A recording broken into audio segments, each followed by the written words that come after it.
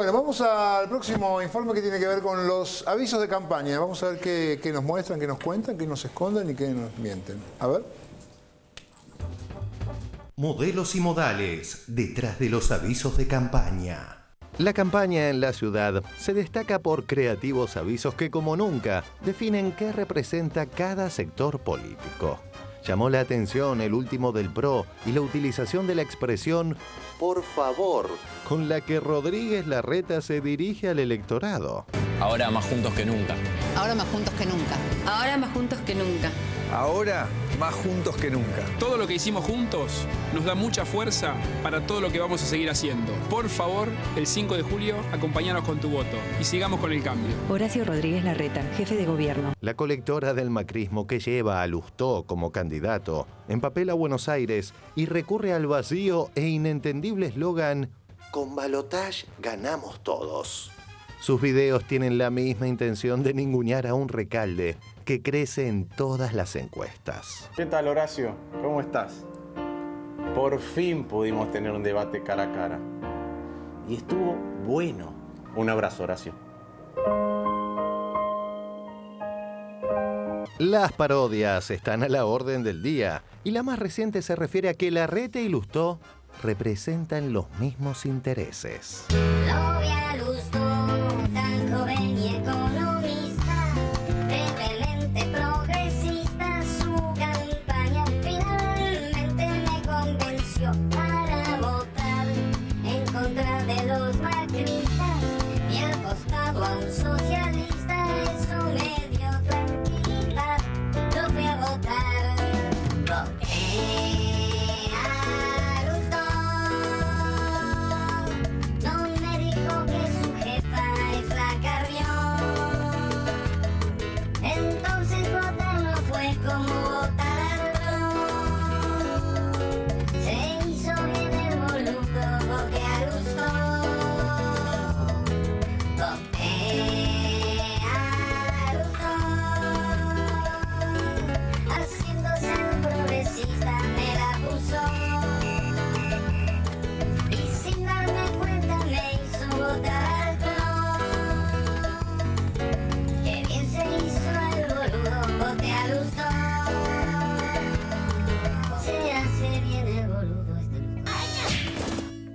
¿A quién vas a votar, presidente? ¿Por qué no nos decís a quién vas a votar, el candidato a presidente? Es mucho más importante esto que te estoy diciendo. ¿A quién vas a votar? No es importante. Voy a apoyar lo de mi espacio. Que la gente sepa a quién vas a votar. Pero decinos a todos, ¿a quién vas a votar? Socialismo, radicalismo y coalición cívica. Pero más importante que eso... En octubre lo votás a Mauricio, pero también va a haber candidatos de nuestro espacio. Va a estar Margarita Stolbizer en la cancha. Entonces, para mí falta un montón. Gana Margarita. ¿La votás a Margarita? Mira, te voy a decir lo que pasa. Vas a votar al que gane. Sí. Incluido Macri. Voy a votar a nuestro espacio. Horacio Rodríguez Larreta y Diego Santilli. ¿Les molesta que Lustó les critique cuando luego van a estar apoyando al mismo ganador? Porque a nivel nacional comparten el mismo espacio. A lo mejor dentro de un tiempo lo vemos a ustedes junto a Lustó empujando, si gana Macri, la candidatura. Vas a votar al que gane. Sí. Incluido Macri. Voy a votar a nuestro espacio. De la nueva generación de economistas, ¿quién le parece...? Bueno, los que tiene Macri alrededor son muy buenos. Melconian, Federico Sturzenegger. Lustó es muy bueno también. La gente necesita saber qué está votando, a quién elige, cuál es la trayectoria. Lo que hay en estos momentos son rumores que dan cuenta de una negociación entre el PRO y las fuerzas que aglutinan con Martín Lustó como cabeza de lista, para que ante un eventual balotaje Lustó se baje a cambio de una negociación de cogobierno en la ciudad de Buenos Aires. Entonces, evidentemente ahí hay mucha tela para cortar en esos proyectos supuestamente separados que en realidad reflejan una misma visión ideológica. No por casualidad, Cavallo, quien hoy se debate entre votar a Larreta o a Lustó, recurría al mismo estilo hueco de propaganda. Yo les voy a presentar a mi amigo para que vean cómo es el futuro jefe del gobierno de Buenos Aires. ¿Vos estás seguro callate y presta atención. Así aprendes cómo se puede gobernar una ciudad como esta. ¿Es ese tu amigo? Es muy serio. Parece serio, pero es un fenómeno. Vengan. Hola. Hola, tocayo. Hola, este es mi amigo. Ah, hola. Él es el que va a terminar con los impuestazos. ¿Por qué no me dejas explicarlo a mí? Bueno, está bien. Ahora Habla vos. Bueno, está bien, vengan que les voy a contar lo que voy a hacer. Vamos a tener plantas para que uno pueda... Préstenle mucha atención a lo que dice mi amigo.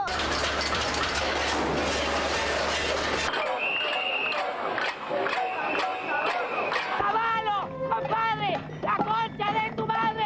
Vengan que les voy a contar lo que voy a hacer. Vamos a tener plantas. Acerca del enorme contraste entre el radicalismo de la ruista que encarna Sanz y el radicalismo que respeta la tradición alfonsinista, trata esta canción que se conoció hoy de Los Irrompibles.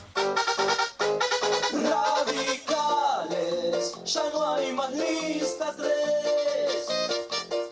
de amarillo, están los comités. El domingo tenemos que votar con Recalde, con Santoro al balotaje. Siguiendo con el Frente para la Victoria, esta fuerza política eligió el fondo por sobre las formas. Él es Esteban Paganini, porteño. Paganini vive en un 3 ambientes, cómodo, a la calle. Paganini paga los impuestos todos los meses, paga las expensas, paga el cable, paga estacionamiento en la casa y paga estacionamiento en el trabajo, paga la escuela de los chicos, tiene medicina prepaga. Paganini paga todo el tiempo. Cuando termina el mes, se encuentra otra vez pagando los impuestos. Ahí frena y piensa, ¿por qué tengo que pagar de mi bolsillo lo que ya pagué con impuestos? Igual que piensa ella, y él, y aquel otro de más allá, y otros miles de porteños que no tienen más alternativas que pagar por lo que el gobierno de la ciudad no les puede garantizar.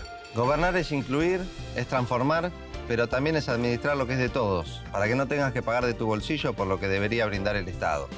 Mariano Recalde, candidato a jefe de gobierno por el Frente para la Victoria. El mismo contraste de avisos se dio en la reciente campaña en Ushuaia, sellada por el triunfo del Frente para la Victoria. En el PRO estamos proyectando una ciudad que avance con ideas, diálogo y la unión de todos los vecinos. Pero en la Intendencia no hay segunda vuelta. Y si vamos separados, nos va a gobernar la Cámpora. Hacé valer tu voto. Tito Stefani, Intendente, PRO Ushuaia. Pero sin tu apoyo, no vamos a tener la ciudad que proyectamos, sino la de la Cámpora. En todas las ciudades hay momentos que perduran para siempre, que nadie se los puede sacar de encima. Y si no, acordate del 2001, cuando todo estalló por el aire. Las fábricas cerradas, la pérdida del techo propio, ollas populares, el club del trueque. Hasta nos mandaban los peores aviones. Parecía que no había más horizontes justo acá, en el fin del mundo. Decí que todo empezó a cambiar, que llegó para arremangarse y ponerse a trabajar por todos nosotros. Nos convenció que hay que insistir, que a la adversidad hay que insistirle, que el Estado es la herramienta de la política, porque hay que tener convicción para reparar las desigualdades sociales. Y empezamos a abandonar la comodidad de la queja y nos animamos a la dificultad de la construcción. Y nos movilizamos, discutimos, participamos de cara al mar sin darle la espalda a la montaña. Porque las fábricas se llenaron de trabajadores, porque ahora hay aviones para nosotros y los miles de turistas que nos visitan, porque podés tener tu primera casa y proyectar eso que te decía tu viejo. Sos de la generación que tiene una idea de ciudad, que solo la podemos realizar con un proyecto colectivo. Estar al servicio del otro es la única manera de sembrar futuro. Ushuaia necesita fuerza propia, fuerza para cambiar.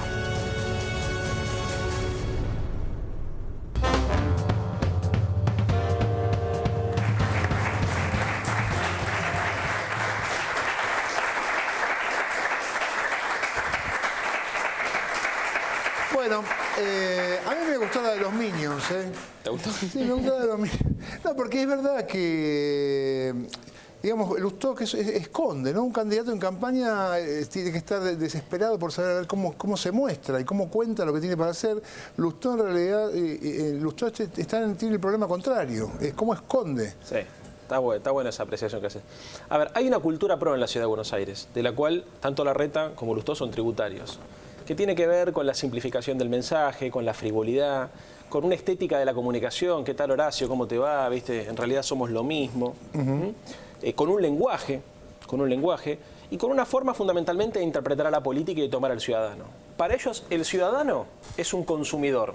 Consume servicios y consume propuestas. Por eso hay una diferencia fundamental en términos de lo que nosotros consideramos que debe ser la democracia. Nosotros expresamos otra cultura, que es la cultura de la política. Y la política, la cultura de la política, pone al ser humano en el centro de la escena. Y para nosotros la democracia es una democracia participativa, donde el ciudadano se empodera y discute de igual a igual hacia dónde quiere dirigir la ciudad.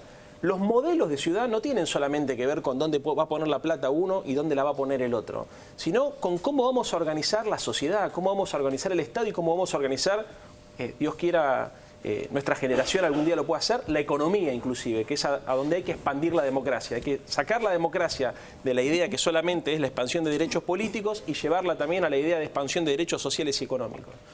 A mí me parece que en el caso de Lustó es muy patente que esto es así, es muy evidente que él además intenta generar empatía sobre la base de un código compartido. Y esto tiene mucho que ver, digamos, también con lo que contaban ustedes recién en el informe, ¿no es cierto? O sea, hay una idea liberal de la política, una idea, digamos, pro mercado, que delega en los grandes grupos económicos y en el caso de la Ciudad de Buenos Aires, en las grandes corporaciones y desarrolladores inmobiliarios, la planificación de la ciudad, y la idea de una democracia participativa que reivindica el derecho de todos nosotros a definir nuestro propio destino. A ver, Orlando. Me pregunto si vos te preguntás si los medios hegemónicos a los que nos hemos referido, digamos, hasta el tope en este programa desde hace varios años, siguen significando para vos un adversario en las propuestas que estás haciendo acá y públicamente, que además las haces en la calle. Vos tenés una larga historia de debate, por lo cual, si esto sigue teniendo preponderancia, si es difícil luchar contra esa pizarra permanente de denuncias, de oposición, de adversidad, contra el modelo, por supuesto, del gobierno nacional y en este caso con el candidato oficialista en la Ciudad de Buenos Aires. Sí, sí. Cuando hablamos de una cultura pro también hablamos de eso. O sea, fíjate, me quedé pensando en el spot de Cavallo. Le habla a los nenes de 11 años y dicen los que hacen publicidad que cuando uno arma una publicidad tiene que hablarle a un telespectador que tiene edad promedio 11 años. O sea, te tratan como un pelotudo. La idea es esa, ¿no? Y obviamente que la construcción del mensaje político parte de esa premisa, que en realidad, vamos a cambiar la palabra, el consumidor político es un sonso. Y la idea nuestra, y creo que en esto vamos a compartir todos, es producir pensamiento, provocar la reflexión. De hecho, buena parte de los problemas que tiene la Ciudad de Buenos Aires consiste en que la mayoría de los vecinos no visualizan al Estado de la ciudad como responsable de esas políticas públicas. Se piensa poco. O sea, pongo un caso concreto para que se entienda. Se mueren 2 chicos abrazados a un perro en un taller clandestino. Ahora, a nadie se le ocurre ir a preguntarle a Macri cuál era su responsabilidad a la hora de inspeccionar las condiciones de trabajo. Todos miran hacia el Ministerio Nacional de Trabajo, ¿no? Hay como una suerte de blindaje mediático. Y cuando él le toca responder, en vez de enfrentar el problema, lo que hace... Perdón, aclarémoslo, legalmente el Ministerio de Trabajo de la Nación no es que no hizo nada porque Tomada estaba de vacaciones. No, legalmente no puede. Porque la Constitución Nacional del 94 se lo impide al Ministerio Nacional. Responsabilidades transferidas a los distritos, ¿no? Ahora, es muy complejo esto. O sea, en definitiva, los medios se aprovechan todo el tiempo de cierto dopaje cultural, porque además yo creo que lo dije en este programa, o sea, yo creo que se hizo mucho para desmantelar el neoliberalismo, pero en términos culturales es donde tenemos todavía la asignatura pendiente más densa, más importante, el desafío político más importante, porque desarmar la matriz neoliberal de la cultura implica de alguna manera generar crisis en la cabeza de la gente, o sea, animarse a provocar crisis en ese sentido común, implica de alguna manera apostar a la elevación del nivel político de la gente y militar la incomodidad. O sea, todas estas propuestas son muy cómodas, las propuestas de la derecha, ¿no? Vos las podés consumir fácil, es muy fácil ponerte del lado de ellos.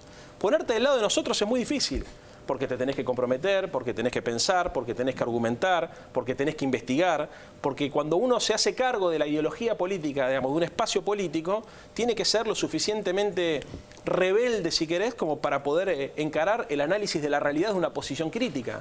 El conformismo siempre es de derecha y yo creo que ellos se montan sobre una idea conformista de la democracia. A ver, Russo. Sí, bueno, por ejemplo, la estética de las campañas de tanto del PRO como de Lustó parecen Jugate conmigo. O sea, tienen esa estética, ¿no?, de skate, ¿no?, de globito y todo eso. A mí lo que tiene que ver con lo que decía Leandro, de la naturalización de la cultura neoliberal, que todavía no pudimos perforar.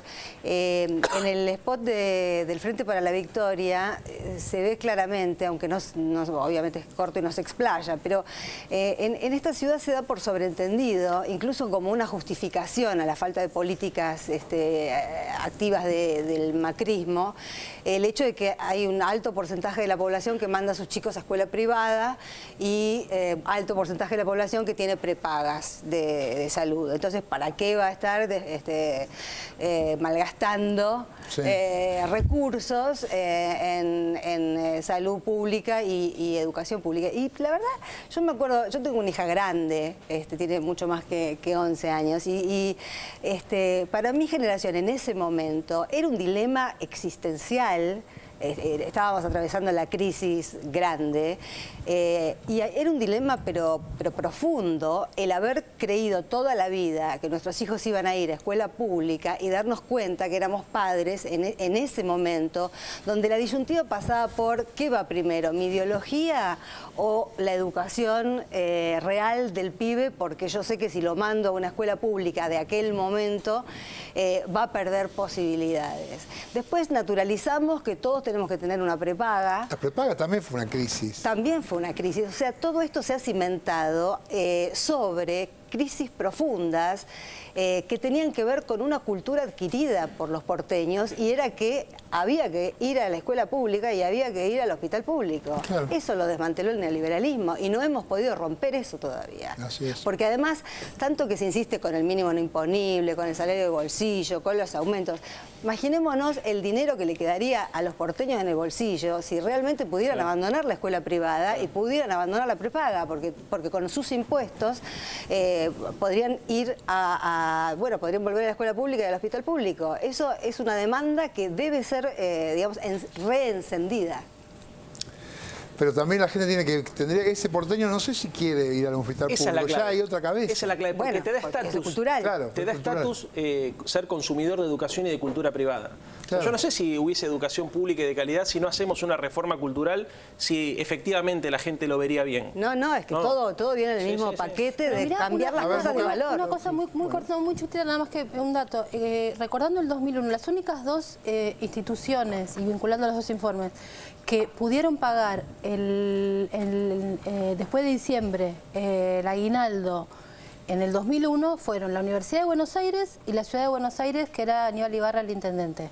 Quiero decir, cuando el Estado es poderoso, imagínate si así todo en esta crisis pudo hacer eso, lo que sería administrado pensando en estos términos, poderosísimo y rico además. Ahora, perdón, es emocionante la buena educación en política, ¿no? Ese asunto de por favor, vóteme, o gracias, es muy estremecedor. Y tiene un nivel de hipocresía gigantesco, porque parece ser la opción contra la violencia. Somos todos hermanos, ciudadanos de un país democrático, plural. Pero hay una profunda violencia de la que no se habla y que tiene como corresponsables a la casta política que sostiene políticas neoliberales. O lo que pasó en el Borda, o lo que pasó con la UCEP, o lo que pasa día a día con el ataque, con el agravio a todas las formas culturales populares en la Ciudad de Buenos Aires, nos está haciendo una gran violencia. El Papa Francisco dice en la encíclica, dice, ¿cómo seguimos hablando de no matarás? No matarás, y mientras tanto el mundo financiero destruye sociedades, destruye pueblos como si fueran de mentira, digamos, ¿no? Y el segundo apunte es sobre el tema de las PASO y las coaliciones. A mí, la parte donde Lustó elude decir a quién va a votar para presidente, me parece que es una parte extraordinariamente significativa, porque significa la muerte de la política. ¿Por qué digo esto? Porque obviamente las alianzas son propias de la política. Se formó una alianza entre el macrismo y el radicalismo. Un sector del radicalismo, un sector ilustrado del radicalismo politológico, porque hay un radicalismo politológico que con Leandro lo conocemos muy bien, está tratando de elaborar teorías para demostrar que es un gran negocio el radicalismo y que el radicalismo le va a ganar al PRO a mediano plazo. En la práctica saben perfectamente que están jugando una partida a remolque de la candidatura de Macri para salvar lateralidades provinciales. Esa es la esencia del problema. Ahora, una vez que se asumió esa alianza, con los costos, yo diría costos espirituales muy fuertes del radicalismo, no podés salir a una campaña en la Ciudad de Buenos Aires haciéndote el gil de que no sabés que vas a terminar votando a Macri. Porque eso es reírse de los militantes, reírse de los simpatizantes. Si eso puede ocurrir es porque hay una montaña de humo que se pone en el medio con frasecitas y con eslogans de ocasión para tapar la esencia de las cuestiones. El radicalismo vota a Macri, quiere decir el radicalismo es parte del operativo de la derecha para resucitar el país de los 90. Y si vos lo hacés, tenés que asumir que en la Ciudad de Buenos Aires también sos Macri. O cuando cruzan la General Paz se dan cuenta que Macri es un adversario. Sí. Ahora vuelven al riachuelo y ya es amigo de él. Yo creo que hay una idea que, si quiero hablar, hay una idea que es interesante, que es la de cohesión social. O sea, la idea de cohesión social se contrapone contra la idea de inequidad. Y hay algo para que se vea algo muy concreto. Cada vez más en Buenos Aires hay barrio de ricos y barrio de pobres. Cine para ricos, cine para pobres. Zoológico para ricos, zoológico para pobres. Y nos acostumbramos a vivir así. La vez pasada estaba en un encuentro de técnicos del Frente para la Victoria y saltó un profesor y dice, mire muchachos, a nosotros no se nos está ocurriendo, pero lo decía como interpelando el sentido común, pensar la idea de viviendas sociales en barrios de clase media alta. Culturalmente no se nos ocurre la idea que podría existir en un terreno o fiscal o digamos, expropiarlo, lo que sea, construir una vivienda popular para familias en un barrio que sea acomodado. Y a mí me llamó mucho la atención, porque ahí me di cuenta que yo mismo estoy colonizado culturalmente, porque no se me había ocurrido. Y la verdad es que justamente lo que tuvo de lindo la Argentina, el peronismo y el irigoyenismo, era la mixtura social. O sea, la cohesión social se construye sobre la idea de igualdad. Y la idea de igualdad es una idea revolucionaria, pero hay que bancársela. Eso era lo que tenía de bueno la escuela pública. Eso exactamente. Claro. El guardapolvo blanco. Claro. Hoy se celebra también un aniversario de la muerte de Juan Domingo Perón, de Leandro Enalén, fíjense ustedes, y el 3 de junio, dentro de 2 días, un aniversario de la muerte de Irigoyen. Hipólito Yrigoyen instaura el guardapolvo blanco como manera de igualar a los chicos. Claro. Los pobres y los ricos, todo iguales. Guardapolvo blanco, los nenes en el colegio, no hay clases sociales. Yo quiero recuperar esa idea, la del guardapolvo blanco, que expresa lo público, la defensa por la educación y por la salud, que tiene mucho que ver con la propuesta que estamos construyendo con Mariano en la ciudad. Ese mensaje que tenés claro y que compartimos, de distintos matices todos, choca incluso con el discurso que se expresó acá. Parecería que el triunfo cultural de ese liberalismo que vos confesás que te atraviesa sin que vos tenés que luchar para sacarlo, a todos nos pasa eso, se contradice con esta idea de que lo que pensabas de la clase media, que el hecho de ir a una escuela privada le da estatus. Ahí hay un núcleo duro de pensamiento que yo pensaba, porque a mí me gusta pensar con optimismo, en los últimos tiempos soy más optimista que hace 10 años, pensaba que todo ese mensaje que la presidenta hace permanentemente desde la cadena a través de sus... Y todo lo que hacemos, columnistas extraordinarios que hay, periodistas extraordinarios, pensadores extraordinarios, ¿por qué no ha podido calar en esta porteñidad? Voy a usar un término que es caro a vos hoy que hablabas del porteño. Más allá de que haya una tradición no peronista, si querés, antiperonista en la ciudad de Buenos Aires, cómo con los mensajes que ha habido no hemos podido atravesar ese núcleo de negación. Tiene la respuesta de llevar el millón, ¿eh? Sí, no, pero yo lo pensé mucho pensándolo en el Pepe Mujica, que es un tipo con el cual yo, por lo menos filosóficamente, me siento muy identificado. Yo creo que a toda esa apelación crítica hacia los disvalores del neoliberalismo nos faltó insistir sobre la idea del consumismo.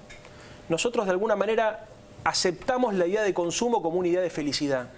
Y si vos te pones a pensar, digamos, todo esto tiene que ver con esa falta de cuestionamiento a la idea del consumo, que es en realidad lo que está atrás de los valores del mercado y en definitiva de los valores del capitalismo. Siempre la tensión es entre la democracia y el capitalismo. O sea, las contradicciones que nosotros tenemos, porque la propuesta de la democracia es una propuesta igualadora y cooperativa, Y la propuesta del capitalismo es una propuesta desigual, ¿no es cierto?, y de competencia. Esas lógicas están permanentemente entrecruzadas. Yo creo que en la vida cotidiana se ve con la idea del consumo, que vos para hacer tenés que consumir, tenés que tener. Y yo creo que desde la izquierda, para poner un nombre que a mí me queda cómodo y que espero que ustedes también, digamos, nos hemos relegado en la idea de discutir la idea del consumo como mecanismo de felicidad y como hecho de realización en la vida. A partir de eso pensaba saber que hay muchas cosas que tienen que ver con la vida cotidiana que se desprenden de la aceptación cultural que tenemos sobre la idea de que para hacer tenemos que tener. Una mínima. Sí, Coincido 100% con lo que dice Leandro, con una observación. La mejor manera de luchar contra el consumismo es permitir el consumo de las clases populares, porque si no la retórica, que yo estoy totalmente de acuerdo, que como vos creo que eso es fundamental. Discutir los valores del capitalismo es una etapa en la que tenemos que entrar. Ahora, discutámoslo con mucho procrear, progresar, con mucha plata en el mercado para que todos podamos consumir y desde esa posibilidad de consumir, criticar al consumismo. Una cosa cortita porque ya sé que me va a venir. Y porque viene el capitalismo. Sí. Bueno, nada, una tontería menor. Es muy difícil ser consecuente con esto porque todos vivimos, digamos, entramados, digamos, la trama del urdimbre cultural, ¿no es cierto? Y yo creo que es una lucha sumamente difícil. Yo no me voy a poner acá en que soy el antimarca, el anticonsumo, porque la verdad es que no es mi caso. O sea, yo muchas veces también para ser feliz tengo que consumir. La diferencia es que me di cuenta que me pasa eso, ¿no? Porque si no nos ponemos en el pedestal moral del que dice a la gente lo que tiene que hacer, y yo tengo ropa de marca, y la verdad es que yo, digamos, cuando me siento angustiado, como le debe pasar a muchos, me voy a comprar algo. El punto es ser consciente que eso nos restringe la libertad, porque en definitiva la política es la capacidad de ampliar nuestra libertad, y eso es un proceso reflexivo y que nos va a durar toda la vida. Y ya está. Bien, Santoro, ¿eh?